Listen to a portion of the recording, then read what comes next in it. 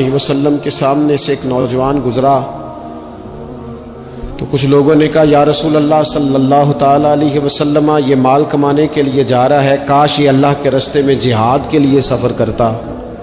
تو حضور فرمانے لگے اگر یہ اپنے بچوں کی روزی کے لیے بندوبست کرنے جا رہا ہے پھر بھی اللہ کے راستے میں ہی ہے۔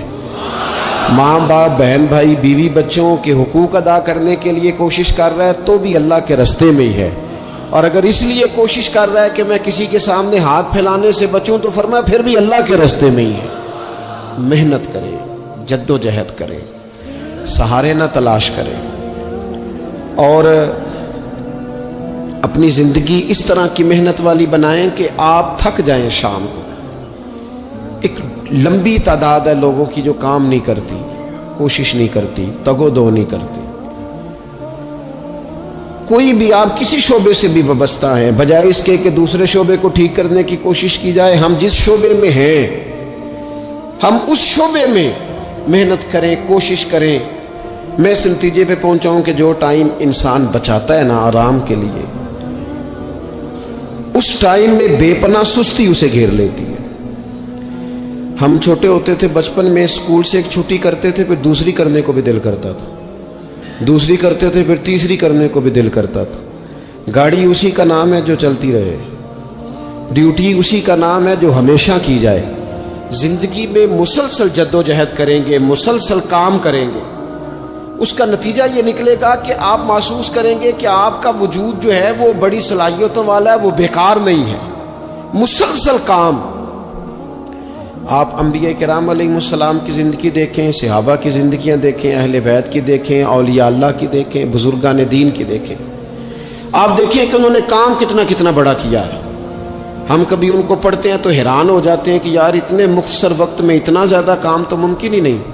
اعلیٰ حضرت رحمۃ اللہ علیہ نے 1000 کتاب لکھ دی، امام بخاری نے پوری دنیا میں گھوم کر احادیث جمع کر کے ایک جگہ پہ اکٹھی کر دی، اور پھر اصول وضع کر دیے حدیث پاک کے کہ حدیث کس طرح قبول کی جائے گی، پھر اس میں فرق کر دیا کہ صحیح کون سی ہے، متواتر کون سی ہے، حسن کون سی ہے، ضعیف کون سی ہے، موضوع ہو تو پھر اس کے قاعدے کیا ہیں۔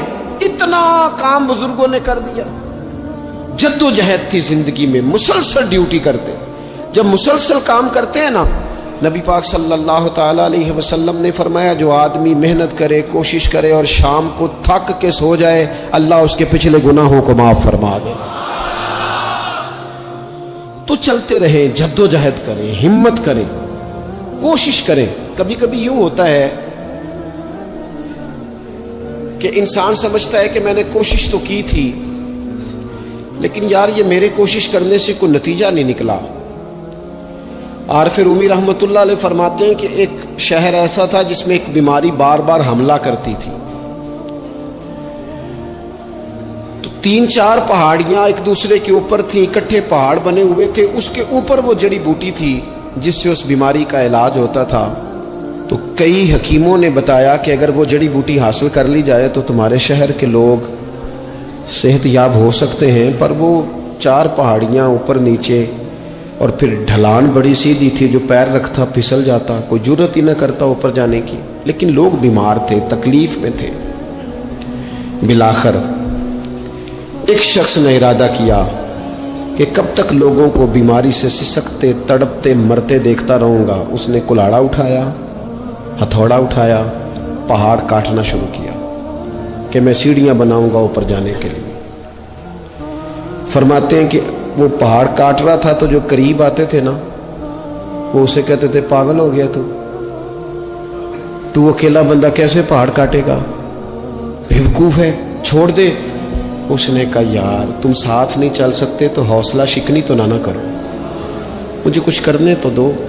سالوں لگ گئے، ایک پہاڑ کاٹ کے سیڑھیاں بنائی اس نے، پھر دوسرا پہاڑ شروع کیا، پھر سالوں لگ گئے اور 2 پہاڑ کاٹے تھے، بڑھاپا آ گیا، بیمار ہو گیا، موت کا وقت آ گیا۔ اب چونکہ سیڑھیاں بن گئی تھی تو 2 پہاڑ کٹ گئے تھے، وہاں تک لوگ آنے جانے لگے تھے۔ این اس وقت جب وہ دنیا سے جا رہا تھا پھر بھی کچھ لوگ حوصلہ شکنی کر رہے تھے، اسے کہہ رہے تھے خدا کے بندے کیا نتیجہ نکلا۔ کچھ لوگوں کی ڈیوٹی ہوتی ہے اپوزیشن کا کردار ادا کرنا، اور ہر موقع پر حوصلہ شکنی کرتے. اب اس پر آخری وقت آ گیا ہے, باوجود اس کے کچھ لوگوں نے جا کے کہا کیا نتیجہ نکلا جی, تیرے اوپر موت کا وقت آ گیا ہے, تو اوپر تک تو جا نہیں سکا, فائدہ کیا ہوا؟ وہ کہنے لگا بیوقوفو تمہیں پتہ ہی نہیں میں کامیاب ہو کے جا رہا ہوں. انہوں نے کہا کس طرح؟ کہنے لگا میں نے آدھا سفر آسان کر دیا ہے, اب جو میرے بعد آئے گا نا اسے صفر سے نہیں شروع کرنا پڑے گا, میں نے آدھا سفر اس کے لیے آسان کر دیا. وہ تیسرے پہاڑ سے شروع کرے گا, 2 کاٹے گا تو جڑی بوٹی تک پہنچ جائے گا, لوگوں کو شفا ہونے لگے گی اللہ کے فضل سے. ہم پتہ کیا کرتے ہیں, بالخصوص میرے وطن کا رواج یہ ہے کہ لوگ آدھا سفر بھی آسان کرنے کو تیار نہیں. وہ کہتے نہیں سارا ہی فلانا کرے گا. جتنے انبیاء دنیا میں آئے نا میرے دوستوں, وہ سارے کامیاب گئے, لیکن کسی کے ساتھ 4 امتی, کسی کے ساتھ 10, کسی کے ساتھ 100, کسی کے ساتھ 200, لیکن نبی کامیاب گئے. کیوں؟ کہ اللہ تعالیٰ نے جو ان کے ذمہ ڈیوٹی لگائی تھی وہ ڈیوٹی انہوں نے پوری ذمہ داری سے سر انجام دی. اس ڈیوٹی میں انہوں نے کبھی کوئی کمی دکھائی تو اپنی زندگی میں جد و جہد کریں, کام کریں, بیٹھ کر صرف بات نہ کریں, تنقید نہ کریں, بیٹھ کر صرف منصوبہ بندی نہ کریں.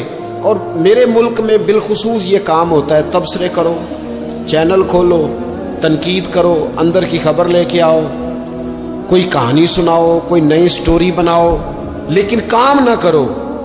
بڑی خوبصورت بات کی شاعر نے, اس نے کہا شکوائے ظلمت شب سے تو کہیں بہتر تھا, اپنے حصے کی کوئی شمع جلاتے جاتے. لوگ تعلیم نہیں حاصل کر رہے تو بھئی آپ ایک بچے کا خرچ اٹھا لیں, کسی غریب کا آپ اسے پڑھا دیں, ایک بندہ تو آپ کی وجہ سے تعلیم یافتہ ہو جائے. لوگوں کو کھانا نہیں مل رہا, بھوکوں مر گئے لوگ, حکومتیں کچھ نہیں کر رہی, آپ 10 بندوں کی ذمہ داری اٹھا لیں, آپ غریبوں کو دیکھ لیں, 10 لوگوں کے گھر میں آپ کھانا پہنچانا شروع کریں. اور یہ ہوتا رہا ہے, لوگ یہ کام کرتے رہے, یہ ڈیوٹیاں ہمارے بزرگوں نے سر انجام دی ہیں, 2 کر کے, 4 کر کے, 6 کر کے انہوں نے کام کیا ہے. اپنی ذمہ داری کا احساس کریں, مسلسل کام کریں, مسلسل جد و جہد کریں, مسلسل ڈیوٹی کریں. اور پھر میری تیسری گزارش آپ سے یہ ہے کہ جس طرح آپ اپنے اپنے گھر میں آپ کی ذمہ داری. ویڈیو دیکھنے کا شکریہ. اگر آپ چینل پر نئے ہیں تو سبسکرائب کر لیں اور ساتھ ہی ساتھ بیل آئیکن پر بھی کلک کر دیں تاکہ یوٹیوب ہماری ہر ویڈیو کا نوٹیفیکیشن سب سے پہلے آپ